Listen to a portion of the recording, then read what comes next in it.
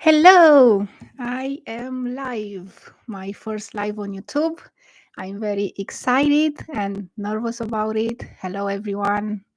If you are watching this live or if you are watching the replay, let me know in the chat where you are tuning from and what is your job on a daily basis, what you are doing for a living.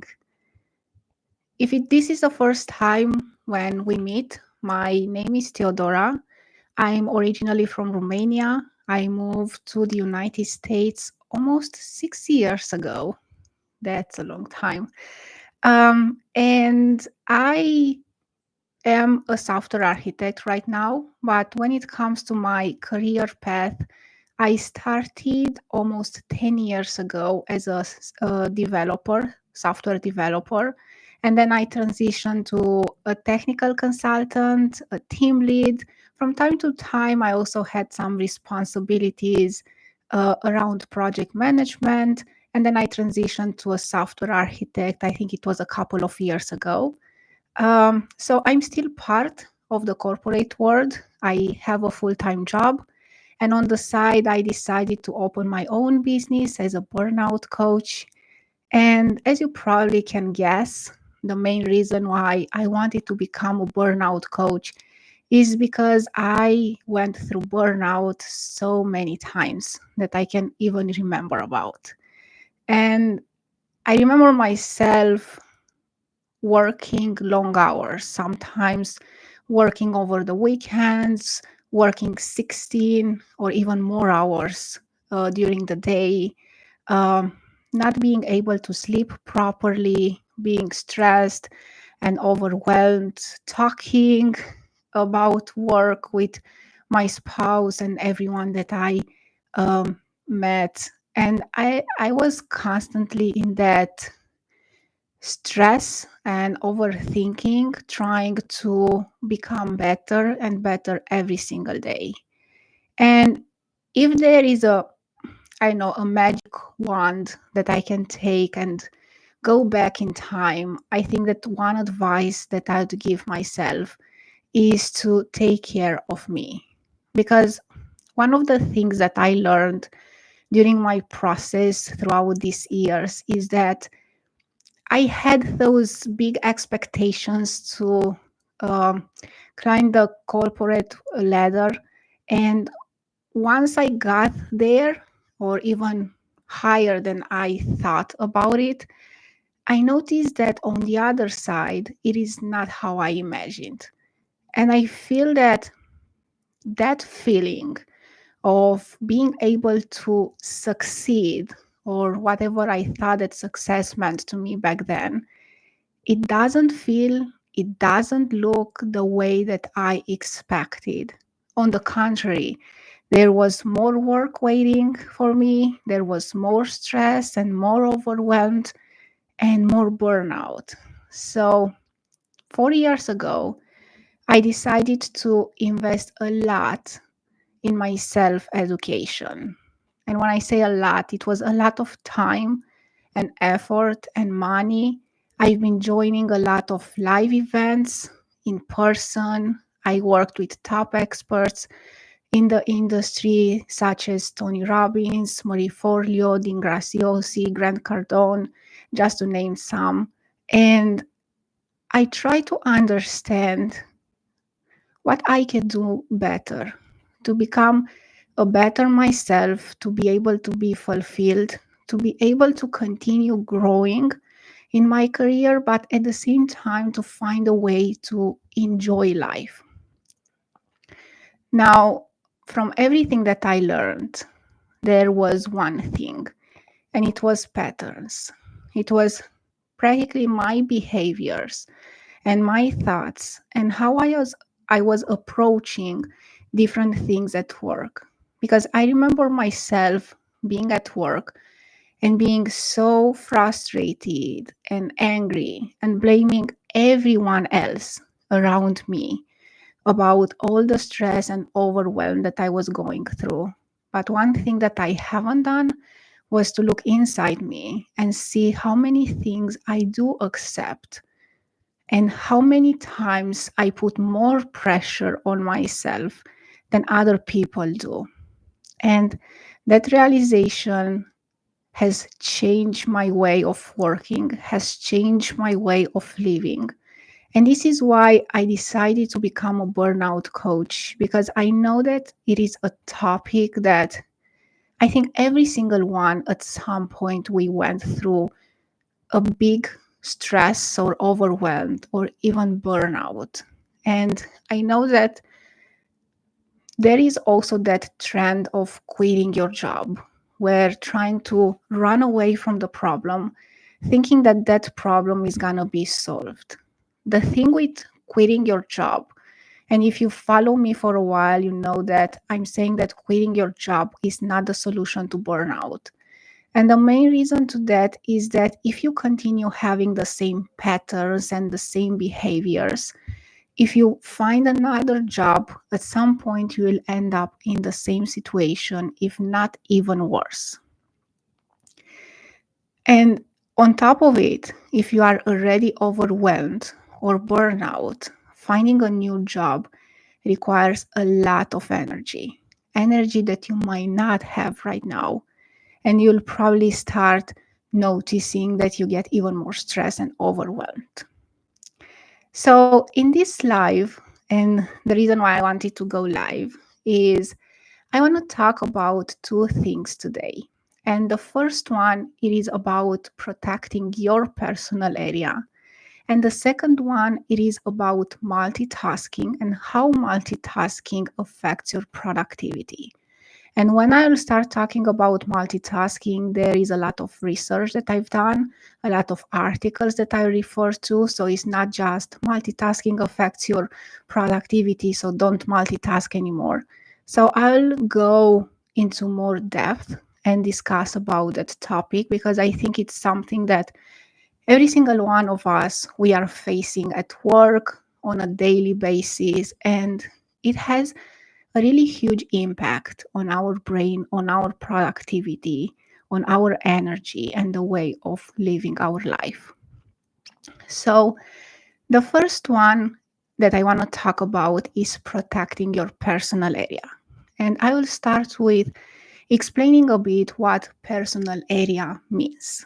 So, when you are at work, imagine that all the tasks, all the things, the thoughts, the emotions that you have, those are yours. And I'll put those in your personal area. And then anything else that is happening outside it, all the meetings, all the interactions that you have with people, all, I don't know, the things that are outside, those are practically external areas. And the reason why I want to differentiate the two is because you can protect your personal area and you do have 100% control on your personal area, whereas the other areas, you can only influence them. And what's happening is I provided in my example before, is that when you are facing and you are trying to find reasons for your stress and overwhelmed on the external areas, that's when you get even more frustrated and stressed because you do not have any control on what's going on there. And the only control that you have, it is in your personal area. Now, there is an example that I like to provide when it comes to the personal area. And imagine for 1 second that you are renting an apartment and you are living in that apartment, you design it how you like it. So whenever you come in that apartment, it feels like home. You feel like yourself and you can talk and do whatever you like. Now imagine that you let the door open to your apartment and you allow everyone, your neighbors, people that are crossing by, to come into your apartment whenever they want. They can do whatever they want. They can design it the way they want. So whenever you come back home, that apartment does not feel like you anymore. You feel like you are in a different apartment. you don't feel like home, you don't feel like yourself. And this is exactly what's going on in the workplace as well. When you are allowing people to step into your personal area and design it the way they want, whenever they want, that's when you practically cannot find yourself, and you'll probably start feeling less and less fulfilled about what you are doing on a daily basis at work. Now, thinking about it, the thing that I noticed that has been working and um, is practically setting boundaries. But when it comes to setting boundaries, it's not that typical answer where someone comes and approaches you and asks you to do something and you say, no, I'm not gonna do it. First of all, this is sounds more like a passive aggressive way of responding to people. And second of all, if you are like me, at the beginning might not feel comfortable, um, especially if you are an introvert that doesn't know how to set boundaries. This is why I want to talk about different other options that you can set boundaries and limit your interaction with the other people. And the first one that I want to talk about, and I think is the most important one, and I've noticed a huge improvement on my side, and it's something that is an ongoing process with myself as well, but has been improved a lot comparing with a few years ago. And that one is to not get emotionally attached. I think that if you have a conversation with someone and you might disagree with what the other person has to say, the moment when you start to get emotionally attached to that conversation, you already lost the entire conversation. It doesn't matter if the end result turns to be the way you expected, you already lost the conversation because you are allowing yourself to go into a low energy state, and you'll probably carry that state with you for a longer period of time. I remember myself even spending days talking about an event because I was so upset, and especially if that event did not have the result that I was expecting for. So, by knowing to go into a conversation and not get emotionally attached, trust me that it doesn't matter the end result. At the end of the day, you are able to win that conversation because you have the energy left to do other things that are important to you rather than spending your energy thinking and overthinking about that situation. Another thing when it comes to protecting your personal area is to block time in your calendar. And when I say to block time in your calendar, there are two specific ways of doing it. The first one is to block time for focus time in your calendar. In other words, is practically to have on a daily basis dedicated time in your calendar where you work on the tasks that you have assigned. This way, you know that no one interrupts you, and you can even communicate it ahead of time, letting people know that during a specific period of time that day, you'll be spending time working on the tasks that you have on your list. This way, at the end of the day, you'll be fulfilled that you were able to accomplish some of the work that you also had on your list, and not just maybe spending times in meetings or providing support to other people and then get stressed that you have not have been able to complete your work. So now you have to spend more time over time working on the things that you also had to do. And the second one is to block time for your availability. In other words, if people are asking you for support or if they are asking you to have meetings, let them know when you are available to help them. This way is not like in my example with renting an apartment, is not letting people all the time to schedule meetings whenever they want or to ask for support whenever they want. You have dedicated time for them to be there and help them. Because at the end of the day, it is about you completing your work and also be there as a team member helping other people. And the third one and the last one, when it's come to protecting your personal area, is to make people to not be overly dependent on you. And I'll say it one more time because I found it very useful is to make people not overly dependent on you.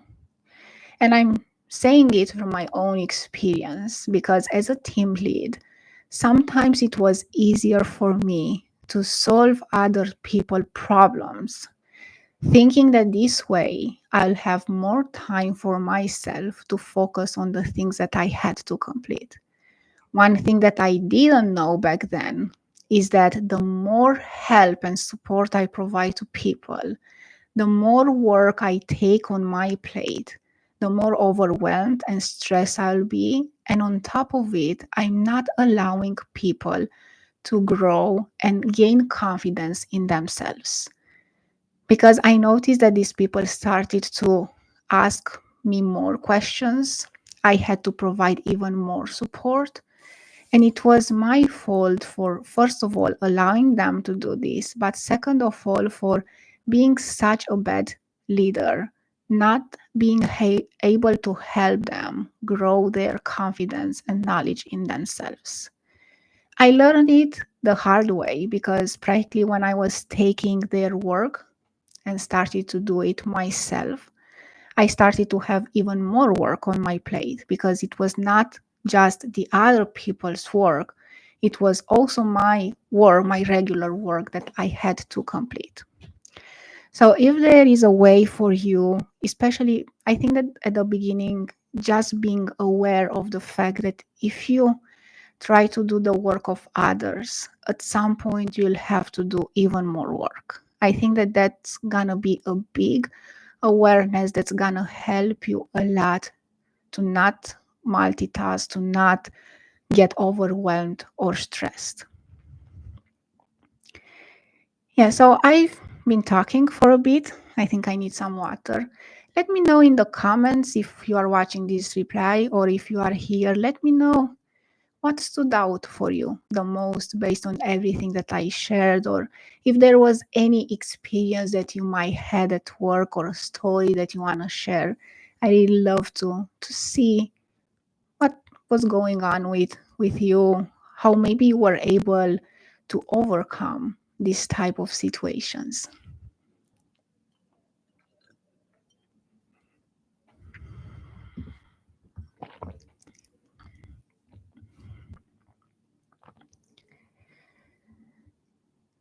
Now, the other thing that I want to talk about, it is about multitasking.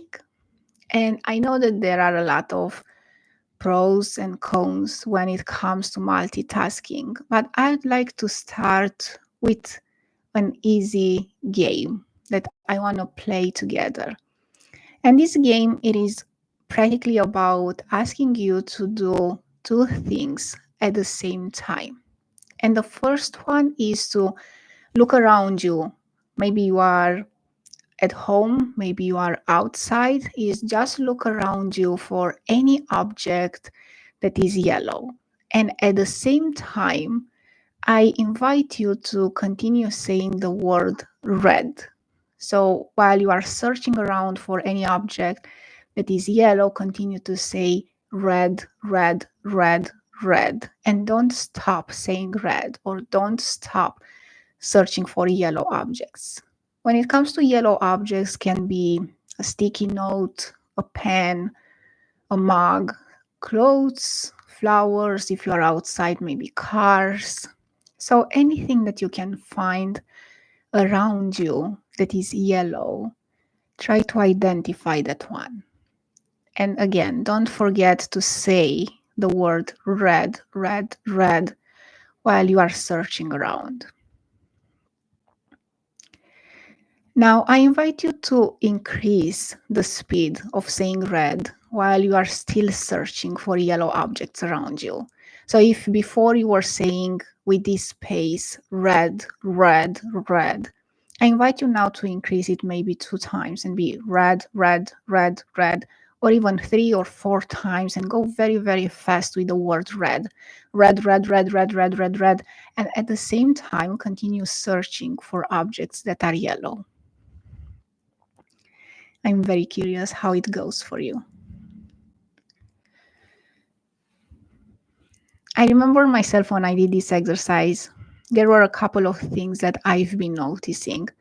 And the first one, I started to look for yellow objects, and I started either to slow down saying the word red, or I started to completely forget to say red, and I was just exciting to go and look for a lot of yellow objects. It was more like a competition with myself to see how many yellow objects I can find around myself. And then when I start focusing on the red and I increase the pace of saying red, red, red, red, I was still seeing some yellow objects, but my main focus was on red objects. I started to see more red objects that I was seeing before. And that is because there is a huge difference between doing things and focusing on two things at the same time.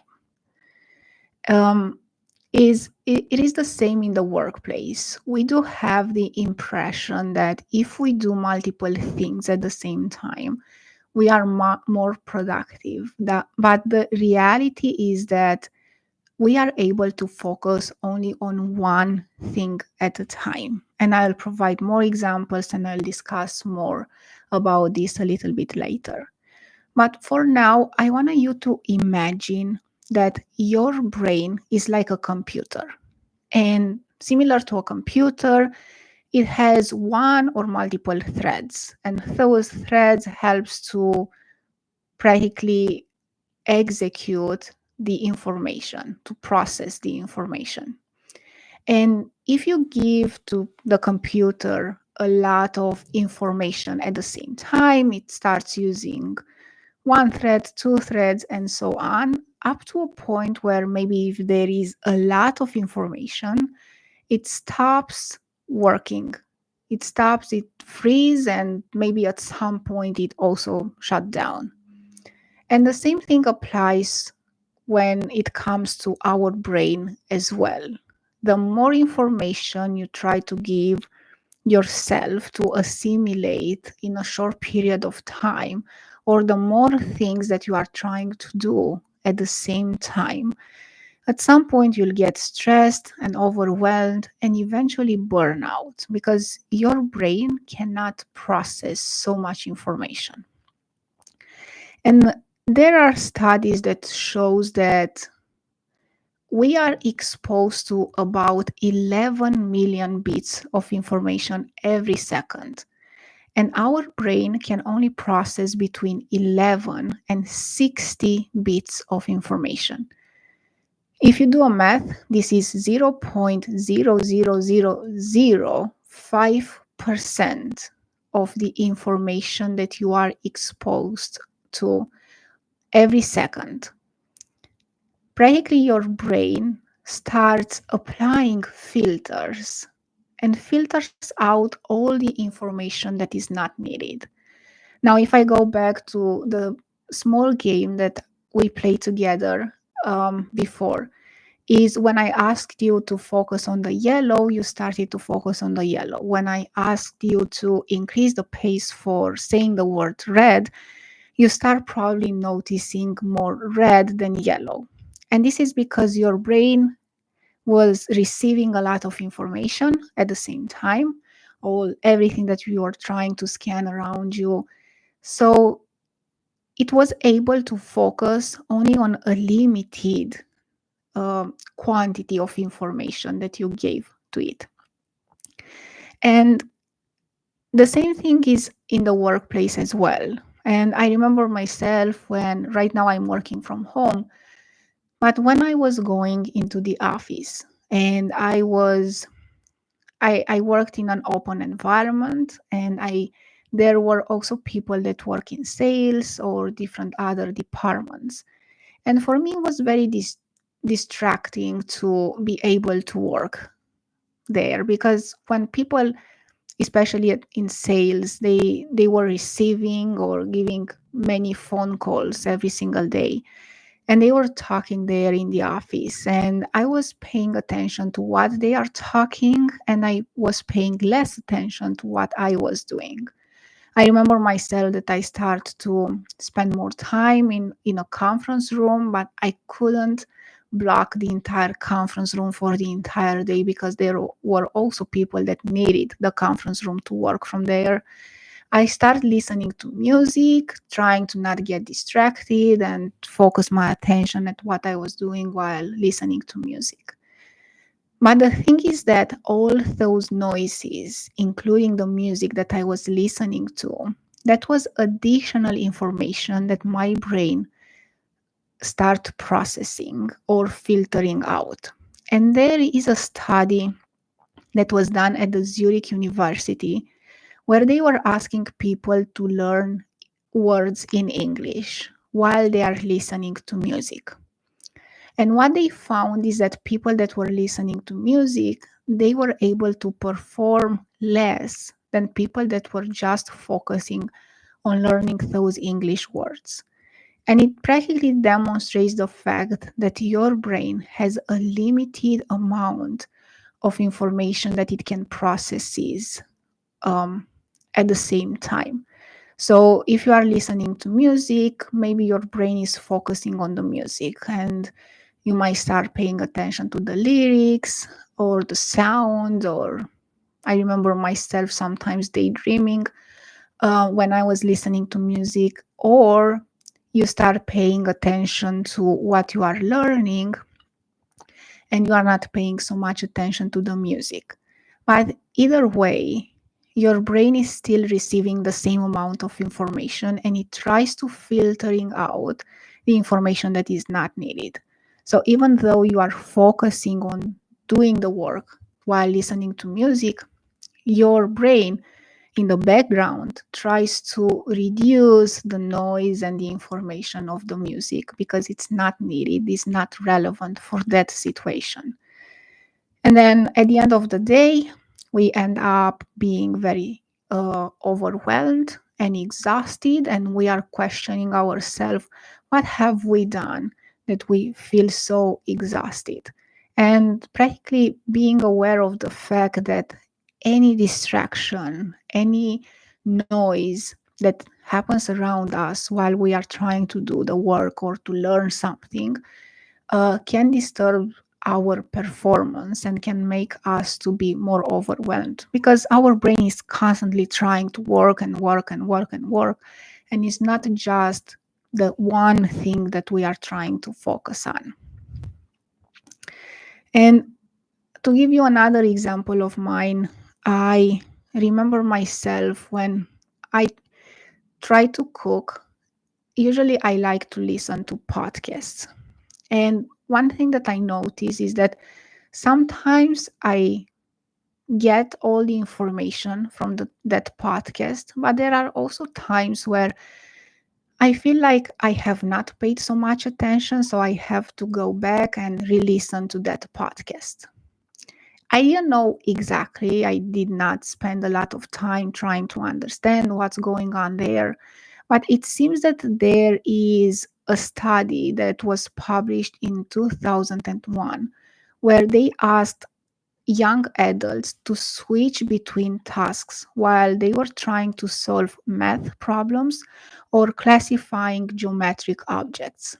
And what they noticed there is that the less familiar and more complex the problem, the task was for them, the more time they needed to be able to get into the flow to the next task. And I assume that it's something related to my example as well. If I'm paying attention now at what I was doing, if it was a recipe that I was very familiar with, I was able to cook that one, to prepare that one, while I was able to focus more on the podcast because I was already knowing what are the steps, what are the ingredients, and all that stuff. Now, on the other side, if I was cooking something for the first time where I didn't know all the ingredients, I didn't know the steps, my brain was trying to practically focus on making sure that, first of all, I'm not cutting my fingers, but second of all, is that I'm following all those ingredients and steps to be able to prepare the meal, which practically made me to be less focused on the podcast. So practically this experiment and with my story, it seems that at work, when you are trying to multitask and do multiple things at the same time, the less familiar and more complex are the tasks that you are trying to switch between. You'll need more time to be able to be in the flow with the second task. And I know for my example, working in a corporate is that it can be very easy to be in a meeting at the same time, maybe taking some notes and trying to read an email. And all those switches can make you practically to be more overwhelmed and more stressed. It happened to me many times being in a meeting and trying to read or reply to an email, and then the other person was asking me a question and I had to ask them to repeat the question because I was not focusing on the meeting, I was more focused on the email. Or if I came back to pay attention to the meeting, I noticed that then I had to read again the email or my answer to be able to see what's going on there and remember all those things that I was processing before. And all this switching between tasks, there is also an article on Forbes, and the Dr. Sonia Gupta, she said that practically this is something that it's happening with us, is that if you are currently working, let's say on task number one, and then you switch on task number two, your brain is still processing what was happening with task number one. You cannot instantly shift from one task to another. So practically it's you are giving to your brain more information and it's constantly working and trying to filtering out everything that is not needed to be able to focus on what it is important. And by the time when it finally filtered all the information that is not needed, maybe you are switching the tasks again. And then at the end of the day, you if you look back, maybe you feel that you have not accomplished all the work that you wanted to accomplish, and you also feel very exhausted and overwhelmed. And this is because, as I mentioned before, your brain is constantly working to try to filter out and be able to focus only on one thing at a time. And there are a lot of researchers that shows that on average, when we switch tasks at work, it can take up or even more to 23 minutes to be able to get into the flow for the next task. But at the same time, there are studies that shows that we get interrupted on average every 11 minutes, which practically, if you don't spend the entire day switching between tasks, you are spending at least a third quarters of the day switching between tasks. And practically, this links me back to what I was discussing previously about protecting your personal area. Because the more distractions you have, the more interruptions you have, the more switching you do on a daily basis, your brain is constantly trying to filter out everything that is not needed. And even though you might not have a huge workload of things going on at work, you can still get exhausted and be very stressed and overwhelmed at the end of the day. And the biggest downside to this is that when you finish your working day and you go home to your family, to your friends, you do not have the energy anymore to spend quality time with them. And I think that I know that people are talking about finding a work life balance. But I think that it is more about finding a work life integration where you find a way to integrate the two and find proper things that are working for you, because there is not one solution that fixes everything. There are multiple ideas, multiple solutions. Some of them I provided in this live. And pick one and see which one is working for which situation for you. Because at the end of the day, you might have the time to do a lot of things, to work on multiple things at the same time, or even changing jobs if you want to do that. But at the same time, you only have one life. And if you do not protect it, if you do not take care of yourself, trust me that no matter how big the paycheck is, no matter how important the role it is in the company, you'll continue being unsuccessful and unfulfilled. Are the things that I wanted to discuss today in this live. Again, if you are watching this one live or if you are watching the replay, let me know in the comments what stood out for you. What maybe there was one tiny thing that you did not know and you consider that you want to give it a try to apply it in the workplace. And also, if you are looking for other subjects around stress and burnout in the workplace, let me know in the comments down below, because I'll be more than happy to share my insights, to share what I have learned during these years. Thank you so much for being here, or thank you so much for watching this replay. And I'm looking forward to host another live session to discuss about another subject for around burnout in the workplace. Thank you.